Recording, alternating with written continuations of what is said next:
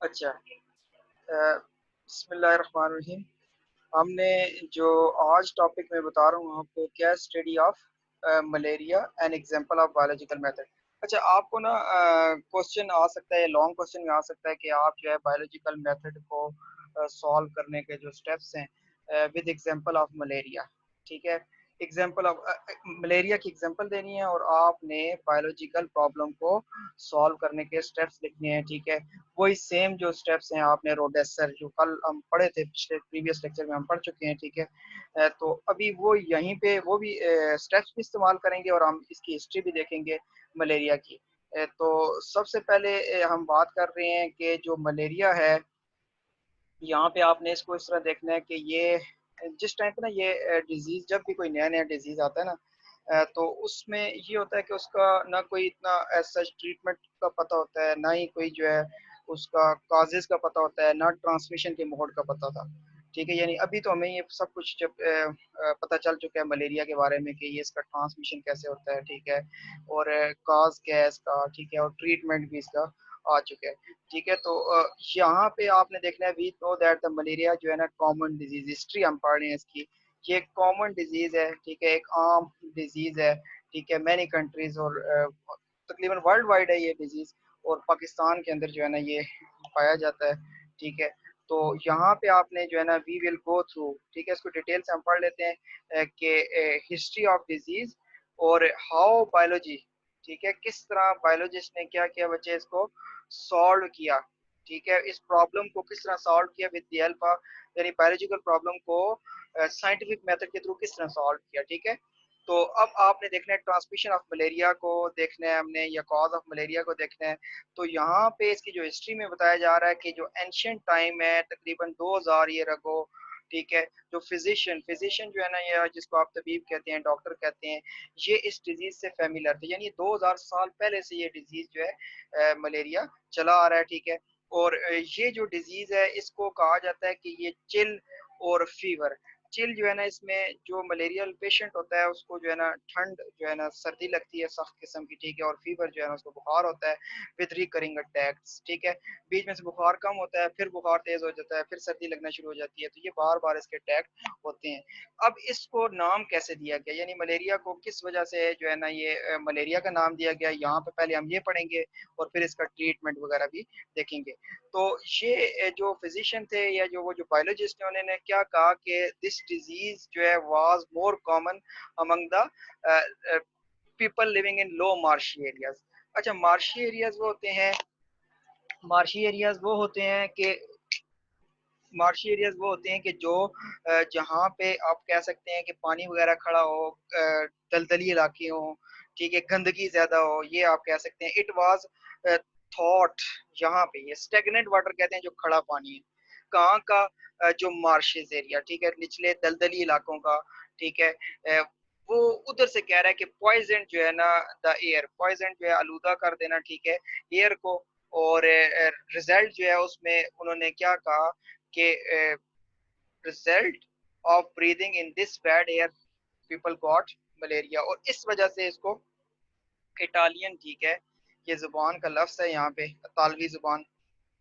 ठीक है, जैसे mala, mala mean bad and aria mean air. पहले तो हमने ये जो है ना मलेरिया का जो है ना, आपने बार दफा ये क्वेश्चन आ सकता है कि फ्रॉम विच लैंग्वेज जो है मलेरिया को ड्राइव किया गया, या फिर आप जो है ना मलेरिया का मीनिंग बताएं। तो mala mean bad and aria mean air.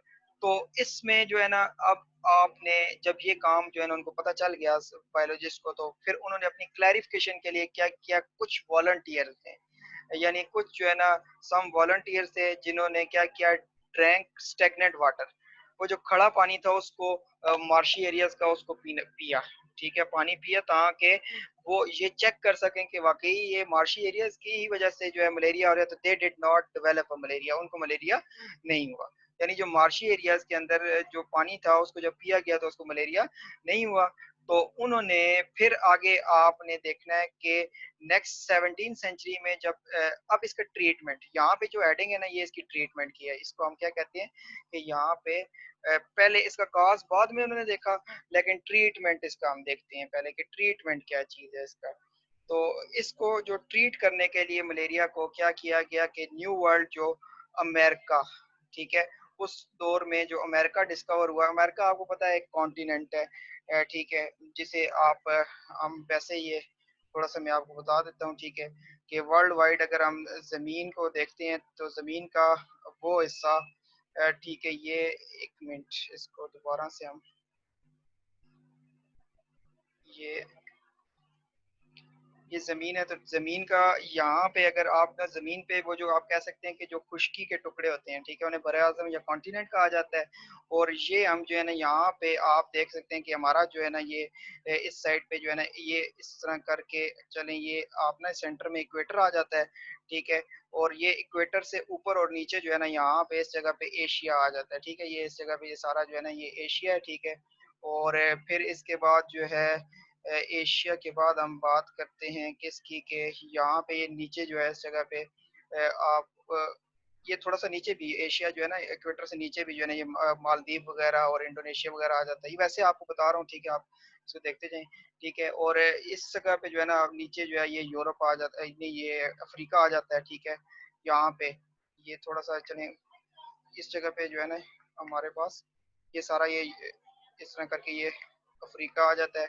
ऊपर की साइड पे जो है ना यहाँ पे हमारे पास जो है ना ये यूरोपियन कंट्रीज आ जाती हैं जी, यूरोप पूरा जो है ये इसके साथ साथ बीच में जो है ना इसके थोड़ा सा गैप है, ठीक है। और यहाँ पे जो एशिया का इस जगह पे ना ये एशिया जो रशिया है हमारा, ये रशिया जो एशिया का है वो आधा यूरोप में आता है और आधा जो है ना कहाँ पे आता है, एशिया में आता है, ठीक है, ज्यादा इसका हिस्सा जो है ना यूरोप और एशिया में है, ठीक है।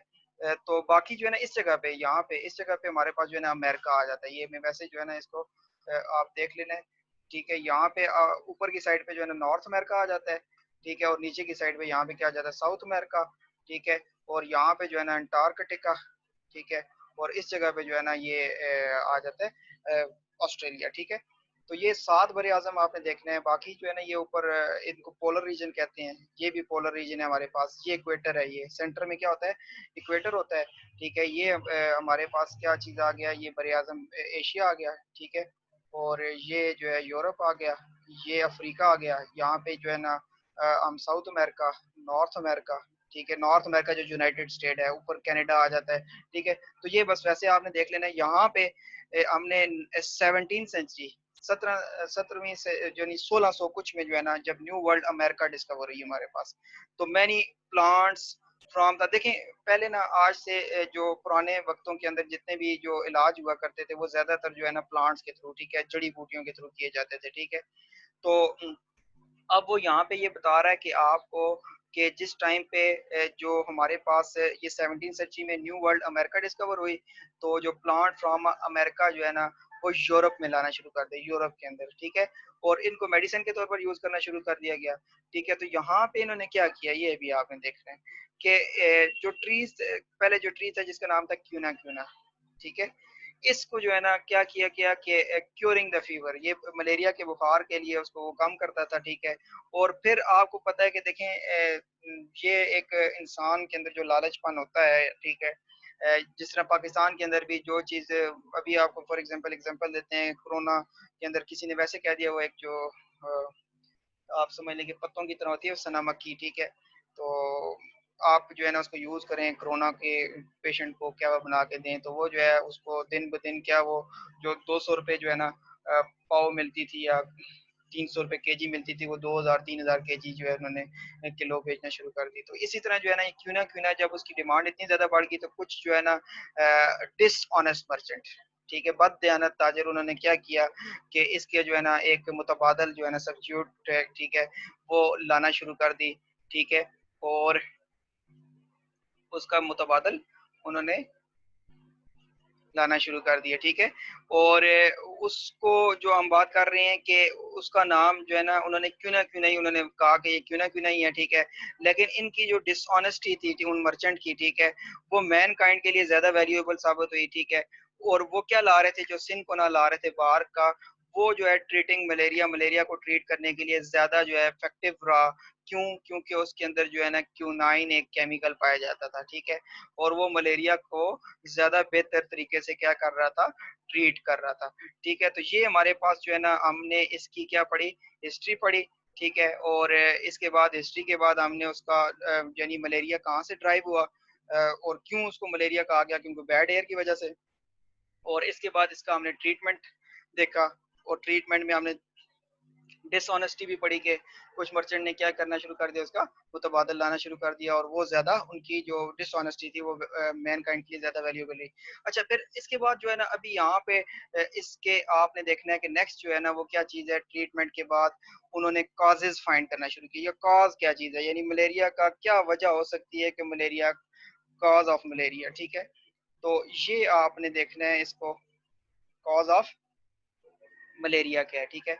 अच्छा, अब ये जो कॉज़ ऑफ मलेरिया है, इसमें आपने सबसे पहले ना ये एट द टाइम फिजिशियन जो थे ट्रीट मलेरिया, वो क्या कर रहे थे, सिंपल सिनकोना से वो ट्रीट करते जा रहे थे, ठीक है? और उसको उनको कॉज़ का नहीं पता था, ठीक है? जिस टाइम पे हमें कॉज़ पता चल जाए ना कि उसकी वजह क्या है, तो फिर हम उससे बचाव भी कर सकते हैं, ठीक है? तभी हम उससे बचना शुरू करेंगे कि यार ये किस वजह से ये मलेरिया फैलता है या किस वजह से हो रहा है, ठीक है? तो तभी तो 200 ईयर लेटर तक यही काम चलता रहा, ठीक है? और फिर एक साइंटिस्ट ने, ठीक है, कहा कि cause by a tiny living organism, ठीक है, एक छोटे ऑर्गेनिज्म की वजह से होता है, ठीक है? और 1878 के अंदर जो है ना ये जो लेवरान थे, ठीक है, उन्होंने कॉज ऑफ मलेरिया को उन्होंने सर्च किया। किस तरह सर्च किया, आपने ये अभी उनका सारा का सारा प्रोसीजर देखना है, ठीक है? उन्होंने क्या किया, he took a small amount of blood. किससे लिया ब्लड?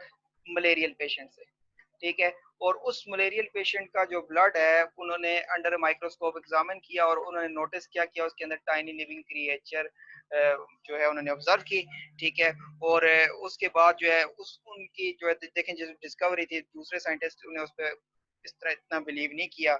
और फिर वही काम, यानी जो लेवरन का काम था, 2 ईयर लेटर दोबारा उसको रीडिस्कवर किया गया। कुछ फिजिशियन ने कहा कि सेम क्रिएचर जो है ना वो ब्लड के अंदर पाई जाती है।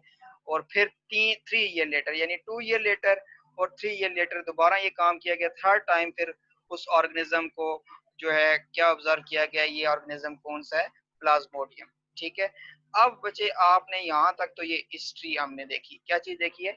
हिस्ट्री देखी है कि मलेरिया की हिस्ट्री क्या है, उसको ट्रीट कैसे किया जाता है और उसका जो है ना हमारे पास कॉज क्या है। अब आपको ना क्वेश्चन जो आएगा ना वो क्या आएगा कि आप मलेरिया का जो है कॉज जो है ना बायोलॉजिकल मेथड के थ्रू, ठीक है, यानी steps for solving a biological problem को करते हुए, इस्तेमाल करते हुए आप एग्जांपल किसकी देंगे? कॉज ऑफ मलेरिया की दें, ठीक है? तो आज हमने कॉज ऑफ मलेरिया ही पढ़ना है, ठीक है? कल इंशाल्लाह हम ट्रांसमिशन पढ़ेंगे इसको, और ये साथ साथ आपने फिर याद करते जाना है, ठीक है? तो हमारे पास सबसे पहले आपको ना रिकग्निशन ऑफ बायोलॉजिकल प्रॉब्लम आ जाएगी, यानी मैंने आपको जो स्टेप्स बताए थे, ठीक है, उन स्टेप्स में आपने उनको दोबारा जो है ना बार बार इधर में मेंशन करता जाता हूँ, लिखता भी जाता हूँ, ठीक है? इनको याद करना है। रोडेसर, ठीक है, RO और फिर इसके बाद H, ठीक है? इनके मुताबिक अभी हम जो है ना आगे इसको लिखते रहेंगे, सारे के सारे को हल करेंगे। रो और फिर D और ESR, DE और फिर साथ में हमारे पास क्या है? SR, रोडेसर, ठीक है? ये जो है ना रोडेसर जो है ये रिकग्निशन ऑफ बायोलॉजिकल प्रॉब्लम, यानी बायोलॉजिकल प्रॉब्लम की पहचान करना। उसके बाद आपने ऑब्जर्वेशन यानी मुशाहिदा किया, फिर मफरूजा जो फर्जी आपने क्वेश्चन जो कहानी बनाई, ठीक है, यानी ऑब्जर्वेशन, टेंटेटिव एक्सप्लेनेशन, फिर आपने डिडक्शन करनी है जिसमें लॉजिकल कॉन्सिक्वेंसेस, यानी आप जिसमें मंतकी नताइज किसके निकालें हाइपोथेसिस के, फिर एक्सपेरिमेंटेशन किस लिए किया जाता है कि हम चेक कर सकें कि हमारा जो हाइपोथेसिस है और जो डिटेक्शन है ट्रू और फॉल्स है। फिर हमने समरी हमने बनानी है और फिर एंड पे हमने रिपोर्ट करना है। ये पूरे का पूरा steps for solving the biological problem. ये इसमें फर्स्ट वन इज अ रो और आगे आपने क्या याद करना है? डेसर। अब आपने बच्चे यहाँ से पहले रिकग्निशन ऑफ बायोलॉजिकल प्रॉब्लम क्या है कि malaria is a common problem है वर्ल्ड वाइड, ठीक है, और पाकिस्तान के अंदर भी ये एक कॉमन प्रॉब्लम है। ऑब्जर्वेशन, ऑब्जर्वेशन अब आपको क्वेश्चन जब आएगा ना तो आप क्या लिखेंगे कि जो ऑब्जर्वेशन है, observation are made with 5 senses, यानी ऑब्जर्वेशन को आप अपने 5 सेंसेस से बना सकते हैं। सेंसेस आपने वही 5 सेंसेस हैं आपके। मैंने कहा सबसे पहले आपने आंखों को देखना है, आंखों के ऊपर, आंखों की मदद से आप क्या कर सकते हैं, विजन कर सकते हैं। फिर जो नाक है उसके नीचे उससे स्मेल, जुबान से आप टेस्ट, और साइड पे कानों से आप हेयरिंग, और जो बॉडी है उससे आप उसके ऊपर टच के रिसेप्टर होते हैं। तो अब आपने ऑब्जर्वेशन की एग्जांपल देनी है। Observation are made with 5 senses, और फिर ऑब्जर्वेशन की जो 4 एग्जांपल्स हैं ये related to cause of malaria. 4 ये ऑब्जर्वेशन की आपने याद करनी है। Number 1, malaria and marshy areas have some relation, यानी जो मलेरिया है और जो दलदली इलाके हैं उनका आपस में कोई ना कोई ताल्लुक है। ठीक है, क्योंकि मलेरिया वहीं पे पाया जाता था जहाँ पे मार्शी निचले दलदली इलाके होते थे। ठीक है। सेकंड नंबर पे क्यूनाइन, जो क्यूनाइन है ये इफेक्टिव है। Quinine is effective for treating malaria, यानी ये जो है एक मेडिसिन थी जो कि सिनकोना के अंदर पाई जाती थी, केमिकल था, ये मलेरिया को ट्रीट करता था। फिर जो वो वॉलंटियर्स ने जो काम किया था, ड्रिंकिंग वाटर ऑफ मार्श, यानी जो मार्शी एरिया स्टेगनेंट वाटर था वो मलेरिया का वजह नहीं बनता था या काज नहीं था। और फिर जो लास्ट पे लेवरान ने और दूसरे साइंटिस्ट ने काम किया था, ये भी उनकी ऑब्जर्वेशन में आया कि Plasmodium is seen in the blood of malarial patient. ठीक है, malarial patient, Plasmodium is seen in the blood of malarial patient. ठीक है। अब बच्चे आपने ये जब सारा काम कर लिया, यानी पहले रिकग्निशन ऑफ बायोलॉजिकल प्रॉब्लम हो गई, ऑब्जर्वेशन हो गई, इसकी एग्जांपल आपने याद कर ली, लिख दी। फिर आपने हाइपोथेसिस की डेफिनेशन देनी है। हाइपोथेसिस की डेफिनेशन क्या देंगे, the tentative explanation of observation. Tentative explanation of observation, इसमें करेक्टरिस्टिक्स लिखने की जरूरत नहीं है। ठीक है। फिर आपने हाइपोथेसिस जो है उसकी एग्जांपल देनी है related to cause of malaria. ये एग्जांपल है, plasmodium is the cause of malaria, यानी प्लाज्मोडियम मलेरिया की वजह है। ठीक है। अब ये जब आप लिख लेंगे, ठीक है, और उसके बाद आपने डिडक्शन बनानी है। डिडक्शन की पहले डेफिनेशन लिखेंगे। ठीक है, हर बार में आपने डेफिनेशन पहले लिखनी है फिर एग्जांपल देनी है। डिडक्शन की डेफिनेशन क्या लिखेंगे, the logical consequences of hypothesis. ये पीछे जो प्रीवियस वीडियोस थी उसमें हम पढ़ चुके हैं, लॉजिकल कॉन्सिक्वेंसेस ऑफ हाइपोथेसिस। ठीक है, उसे हम क्या कहते हैं, डिडक्शन। ठीक है। और फॉर दिस पर्पस जो हम हाइपोथेसिस को ट्रू कंसिडर करते हैं और यूज करते हैं इफ देन लॉजिक, यानी इफ और इसके बाद हम क्या इस्तेमाल करते हैं, देन।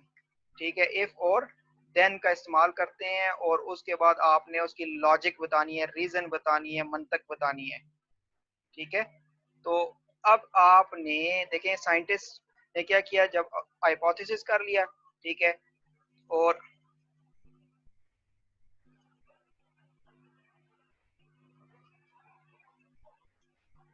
अच्छा आवाज, एक मिनट। अच्छा, तो हम जो है ये पढ़ रहे थे यहाँ पे, scientist does not know whether जो हाइपोथेसिस इज ट्रू और not, but he accept it may be true. मैंने आपको ये बताया कि जो आप हाइपोथेसिस बनाते हैं उसको आप जब डिडक्शन बनाते हैं तो उसको लाजमी आप ट्रू कंसिडर करेंगे, चाहे आपने एक्सपेरिमेंट किया है या नहीं किया। अभी एक्सपेरिमेंट से पहले ही उसको आपने ट्रू कंसिडर करना है, और फिर उससे डिडक्शन ड्रा करनी है। आपने बच्चे क्या बनाया, हाइपोथेसिस के प्लाज्मोडियम जो है कॉज ऑफ मलेरिया है, इसमें आपने इफ यूज करना है। क्या यूज करना है, इफ यूज करना है और देन यूज करना है। तो यहाँ पे आप क्या करेंगे कि इफ प्लाज्मोडियम, ये देखें, if ये चीज यूज करनी है, if plasmodium is the cause of malaria then all the person ill with malaria should have plasmodium in their blood। ठीक है, तो ये हमारे पास क्या चीज आ गई, ये हमारे पास बच्चे आ जाती है डिडक्शन, और डिडक्शन की आपने एग्जांपल भी लगा ली। ठीक है, अब आपने जो नेक्स्ट करना है वो आपने एक्सपेरिमेंट करना है। ठीक है, एक्सपेरिमेंट बच्चे मोस्ट बेसिक स्टेप है। यहाँ पे आप लिखते हैं experiment is the most basic step through which जो है हम ये चेक कर सकते हैं कि हाइपोथेसिस ट्रू है या गलत है। ठीक है, या वो जो डिडक्शन ट्रू है या गलत है। ठीक है, तो इसमें आपने देखना है रिजल्ट के लिए आपने blood control group, 100 malarial patient ये एक्सपेरिमेंटल ग्रुप है। ठीक है, और जो 100 हेल्दी पर्सन है वो आपका क्या कंट्रोल ग्रुप है। ये आपका एक्सपेरिमेंट है। क्या चीज है बेटा, ये एक्सपेरिमेंट है। और फिर आपने एक्सपेरिमेंट से आपने इसकी क्या करना है, समराइजेशन ऑफ रिजल्ट, समरी क्या बनानी है। समरी बच्चे आपने इसकी ये बनानी है कि समरी की आप देख सकते हैं कि समरी जो है ना ये इसमें हम स्टैटिस्टिकल एनालिसिस करते हैं। और समरी में आप क्या करेंगे, द रिजल्ट ऑफ एक्सपेरिमेंट, जो समरी है कि malarial patient had a Plasmodium in their blood.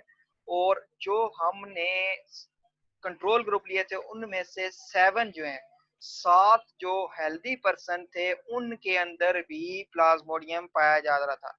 7 जो हेल्दी पर्सन थे उनके अंदर भी प्लाज्मोडियम था, लेकिन उनको सिम्टम्स नहीं थे, अलामात नहीं थे। ठीक है। अब इसका मतलब ये है कि उनकी बॉडी के अंदर प्लाज्मोडियम इंटर हो गया है, लेकिन अभी उसने सिम्टम्स शो नहीं किए। ठीक है। अभी उस वो इंक्यूबेशन पीरियड में है। बाद दफा क्वेश्चन आ जाता है इंक्यूबेशन पीरियड क्या है, तो आप क्या लिखेंगे, Plasmodium in the blood of healthy people was in incubation period. Incubation period क्या है, the period between the entry of parasite, यानी पैरासाइट बॉडी के अंदर इंटर हो गया है, लेकिन उसने अभी अपने सिम्टम्स अलामात शो नहीं किए। तो जो ये रिजल्ट था वर क्वाइट कन्विंसिंग। ठीक है। कि और एंड पे हमने रिजल्ट क्या निकाल दिया, Plasmodium is the cause of malaria. और आप रिपोर्ट भी फिर यही करेंगे कि Plasmodium is the cause of malaria. और ये हम मुख्तलिफ किस्म के मीटिंग्स और सेमिनार्स में इसको रिपोर्ट करेंगे कि प्लाज्मोडियम ही मलेरिया का कॉज है। तो आज का जो लेसन था हमारा, हमने जो पढ़ा इसको एक दफा फिर हम जो है ना मैं ब्रीफ कर देता हूँ, फिर आप जो पूछना चाहते हैं पूछ सकते हैं। कि हमारे पास हमने क्या कहा, हिस्ट्री ऑफ, हिस्ट्री जो है मलेरिया की हिस्ट्री, और फिर solving a biological problem with the help of cause of malaria, यानी जो एग्जांपल ऑफ मलेरिया और कॉज ऑफ मलेरिया। फिर आपने पहले बच्चे प्रोटेसर, रिकग्निशन ऑफ बायोलॉजिकल प्रॉब्लम, फिर ऑब्जर्वेशन की, फिर हाइपोथेसिस, फिर डिडक्शन, फिर एक्सपेरिमेंटेशन, एक्सपेरिमेंट के बाद समरी, और समरी के बाद रिपोर्ट। आज के लिए इतना ही है। ठीक है। तो अभी जो है ना आप इसको